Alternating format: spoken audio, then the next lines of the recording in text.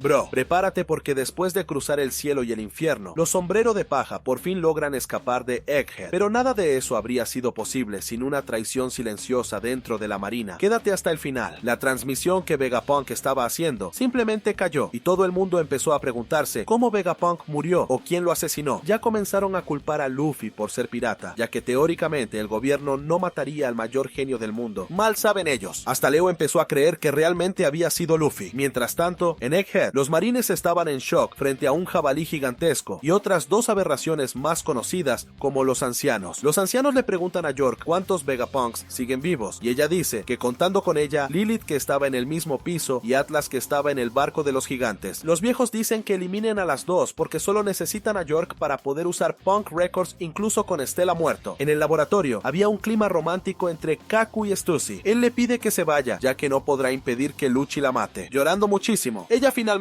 se retira. Mientras eso pasa, los gigantes están llegando al barco junto con Luffy para largarse de ahí. Luffy tarda como 3 años en aterrizar en el barco de lo gigante que está. Kashi había recibido una paliza y Luffy fue a conversar con ellos y de paso mendigar un poco de comida. La gata Doll intenta detenerlos, pero Bonnie se encarga de ella y también de la vieja enana que siempre esperó ese momento para volverse joven otra vez. Bonnie se burla de ellas y Doll ordena abrir fuego. Sanji avisa que acaban de zarpar y Nami dice que ellos también se están yendo, pero si no logran caer en el agua necesitarán ayuda. Sabiendo eso, a Sanji no le importa ayudar a ella y a las demás mujeres, aunque los hombres se hundan, mientras que Franky promete ayudar al barco. Los ancianos no iban a dejar eso pasar, así que Marcus Mars venía en un rush directo hacia el navío de los gigantes. Mientras tanto, Luffy vaciaba la comida de los gigantes y de sus propios compañeros completamente solo, y les dice que el cocinero prepare más. El pajarito hace una de Kaido y lanza una ráfaga de fuego a los gigantes que dicen estar protegiendo a esos humanos insignificantes. Logran defenderse, pero el barco empieza a incendiarse. Bonnie dice que necesitan sacar a Kuma y a Stella antes de que se quemen. Marcus prepara otro ataque, pero por suerte comienza a sonar el famoso tambor y Luffy finalmente dice que está lleno. De repente los barcos empiezan a saltar y los marines piensan que es el fin del mundo. Los gigantes sienten el ritmo y comienzan a bailar la famosa danza de Nika en medio del fuego. Y Bonnie solo puede recordar a su padre haciendo la misma danza para ella. Luffy grita llamándola para que vaya a golpear al anciano. Ella dice que no puede, pero incluso sin entender del todo su habilidad, Luffy confía en su potencial. Ella empieza a tener confianza y de repente se transforma en una Nika femenina, diciendo que ahora es libre. La reacción de Luffy al verla así es demasiado buena, y no sé si queda un mínimo de sentimiento en Kuma, pero verlo presenciar todo eso realizándose es lo mejor. Si un Nika ya reía mucho, imagina dos ahora. La marina queda en shock al ver dos Nikas al mismo tiempo, y los ancianos necesitaban apresurarse. Mientras tanto, Emmet dice que finalmente ha llegado. Los dos estaban cada vez más locos, y los marines notan que Luffy es igual al cartel de Se Busca. El pajarito dice que todo es una ilusión de la fruta de Bonnie, y que no existen dos Nikas. Prepara otro ataque, y Luffy crea un plan rápido diciendo que no sirve cortarlos o aplastarlos. Él se infla y recibe el ataque en la cara a propósito, ordenando a todos que lo golpeen con toda su fuerza. Bonnie no entiende nada. Sanji y Franky obedecen sin dudar. Los gigantes siguen bailando y Brogy les pide que paren, como si él no estuviera haciendo lo mismo. Luffy se estaba tostando vivo y ordena que se apuren mientras agarra las alas de Mars. Sanji ataca y le dice a Bonnie que es una orden del capitán, y el propio Luffy le dice que deje de dudar y que lo empuje con toda su fuerza. Ella prepara su puñetazo Nika con Haki y los tres lo golpean sin piedad. Bonnie se sorprende al verlo sentir dolor y Luffy dice que es obvio, ya que están usando Haki. Sanji y Franky dicen que sigan atacando como si fueran a aplastarlo, pero después de tanto esfuerzo y de toda la demora de la Toei, finalmente logran lanzarlo lejos. Ese no vuelve pronto. Luffy pregunta cómo están Usopp y los demás, y Sanji dice que ya deben estar descendiendo. Atlas sospecha que pasó algo arriba y decide ir a ver, ya que York estaba monitoreándolos. El Denden Mushi dentro de Emmet finalmente despierta y la transmisión de Vegapunk vuelve justo cuando él hablaba de algo heredado de generación en generación, aunque no se entendía nada. York dice que las ondas mentales solo fueron cortadas temporalmente y que los ancianos necesitan destruir el Denden Mushi, pero es casi imposible porque está dentro del robot gigante en el fondo del mar. Mientras tanto, estaba lloviendo piedras, marines y serafines por todos lados. El gusano gigante estaba escupiendo de todo como una fuente y Luffy observaba riéndose, pero de repente empezó a absorber todo, haciendo que todos fueran arrastrados, incluso Bonnie, que terminó colgada y volvió a su forma normal. Por suerte Sanji la salva y ahora sabe que en realidad es una niña. Luffy estaba siendo absorbido y no le quedó otra que soltarle un puñetazo en toda la boca al gusano. Las vicealmirantes estaban incrédulas con todo eso, como si ya no fuera suficiente. El jabalí carga contra el barco de los gigantes con toda su fuerza y no había nada más que hacer, pero Luffy escucha una voz llamando Joy Boy y de repente algo empieza a moverse en el agua, sacudiendo todos los barcos. Era el robot gigante saliendo y dándole un puñetazo al jabalí que parecía sacado de un manga. Él recuerda a alguien diciéndole que debía actuar en el momento correcto. Todos quedan en shock y Luffy finalmente puede ver en acción al robot que él había dicho que era increíble. En Punk Hazard, hace 26 años, el anciano Clover llamaba a Vegapunk para investigar junto a él sobre el siglo vacío, pero Vegapunk decía que era un perrito del gobierno y no podía dar ninguna información, además de advertir que Clover estaba en el radar del gobierno y que debía olvidar eso. Clover cuenta que un hombre con la inicial D en el nombre fue asesinado frente a él y que era su hermano mayor, revelando que su nombre es Cludy Clover y que solo sobrevivió porque mintió diciendo que su hermano era apenas un amigo. Para él nadie debería morir solo por llevar un nombre. Vegapunk dice que no lo ayudará y que va a olvidar lo que oyó. Clover afirma que descubrirá la verdad, cueste lo que cueste, y que escucha las voces del pasado. 4 años después, salió la noticia de que Ohara sería destruida con un Buster Call, y Caesar comenta que eso servirá de ejemplo para que nadie más investigue el siglo vacío. Los científicos hablan sobre una niña que escapó de Ohara mientras Vegapunk mira su cartel de buscada. Vegapunk viaja a Ohara y se da cuenta de que Clover prefirió preservar su investigación para el futuro antes que huir de la muerte, y se pregunta quién sería lo bastante loco como para continuar esa investigación. En el presente, él habla sobre alguien que podía escuchar las voces del pasado y dice que la historia la escriben los vencedores, mientras que las voces de los perdedores son casi inaudibles en el fondo del mar, y que la verdad descubierta con tanto sacrificio finalmente fue transmitida al mundo. Mientras tanto, Zoro dice que deberían irse rápido y Lilith responde que no pueden porque el viejo caballo puede impedir el impulso del Sunny y hacer que se estrellen contra la tierra en lugar del mar. Mientras habla, Atlas llega y le mete un puñetazo sin mucho diálogo. Abajo, los marines estaban en shock con la cantidad de cosas extrañas que estaban viendo. Los gigantes confundieron al robot con uno de los suyos, solo que hecho de hierro. Emmet dice que está feliz de ver a Joy Boy de nuevo, y Luffy ni se da cuenta de que está hablando con él. Le dice a Luffy que avance y que está feliz de luchar otra vez por Joy Boy. Luffy incluso se sorprende de que él hable. Los gigantes preguntan si el robot está de su lado, y Luffy solo sabe que dijo que protegería a Joy Boy, mientras los gigantes ni escuchan a Emmet. La serpiente ataca a Emmet y él prepara un golpe tan impresionante que hasta Sanji se sorprende, pero el ataque falla y el robot termina recibiendo la mordida. Es obvio que un arma de hace 900 años tendría ese tipo de falla. La araña anciana sube por la serpiente y va directo al barco de los gigantes diciendo que no dejará que Kuma y Bonnie escapen. Arriba, nadie entiende por qué Atlas golpeó a Lilith. Ella desactiva algo en Lilith y pide que la cuiden, y luego dice que enfrentará al viejo caballo para que los demás puedan huir. York cree que Lilith murió y comenta que solo Atlas queda. Atlas se lanza contra el viejo y todos se preparan para escapar. Atlas pierde un brazo en el primer ataque, pero logra alejarlo y gracias a ella, todos consiguen pasar sin problemas. Aún así, nadie sabe si llegarán al mar. El viejo pregunta si ella se está sacrificando por ellos y Atlas responde que es solo un extra por la casa y acaba explotándose como Pedro. Mientras tanto, la desgraciada se ríe de la muerte de Atlas, diciendo que es la única Vegapunk del mundo, sin saber que Lilith aún está viva. El viejo no sufre ni un rasguño y la araña comenta que aún deben silenciar a Stella. El robot sigue luchando contra la serpiente que le arranca un brazo. Él dice que está todo oxidado, pobre, pero que este es el momento correcto del que Joy Boy habló, y Emmet decide usar algo. Mientras eso pasa, la araña planea matar a Kuma y Bonnie, pero los gigantes los defienden. Luffy avisa sobre las garras venenosas, pero incluso sabiendo eso, es difícil esquivarlas. Luffy prepara su ataque, pero ve a Bonnie dando todo de sí y transformándose otra vez. El viejo intenta atacar, pero Luffy lo detiene y Bonnie usa su futuro distorsionado, un futuro donde ella es completamente libre, y simplemente llama a Saturn para la pelea. En la transmisión, Vegapunk dice que algún día se recuperarán las memorias del siglo vacío y que las armas ancestrales aún existen hoy en día. El exterminio de los últimos sobrevivientes de razas raras sigue ocurriendo debido a las casualidades de la historia. El viejo ataca a los dos Nikas, llamándolos imitaciones baratas, y Bonnie le mete un golpe en el brazo, preguntando cómo se atreve a hacer lo que hizo con su padre y también con su madre. Dice que no es posible que ellos sean dioses, pero que los dioses existen, así como existen los héroes. Ella deseaba vivir con sus padres y prefería morir antes que quedarse sola, pero vivirá porque su vida es la razón de felicidad de ellos. Prepara un golpe fuerte, imbuido en haki, y el viejo avanza sin miedo, pero Luffy aparece para inmovilizarlo y permitir que Bonnie dé ese golpe perfecto en la cara del desgraciado, además de que Luffy también le da una paliza después, haciéndolo volar todo destrozado, como cuando aplastas una araña con una sandalia. Y el sorriso de Kuma, que emociona a cualquiera. Después de una eternidad, el Sunny todavía no había caído al mar, y el viejo caballo seguía persiguiéndolos, así que Zoro se prepara para enfrentarlo de frente. Vegapunk dice que quizá Roger planeó todo esto, y y la famosa escena de su diálogo se repite. Él afirma que no se puede garantizar que el premio termine en manos de quien Joy Boy quería, y con esas palabras logra animar incluso a los piratas de Hachinosu. Y después de 1000 años, Shanks aparece una vez más, emborrachándose mientras escucha todo lo que Vegapunk decía. En la base de Boogie, los tipos le chupan las medias, diciendo que él será quien encuentre el One Piece. En el cuartel general de la Marina, los marinos comentan que necesitan encontrar el One Piece primero, pero si lo hacen, no habría nadie que proteja a los civiles. Einstein dice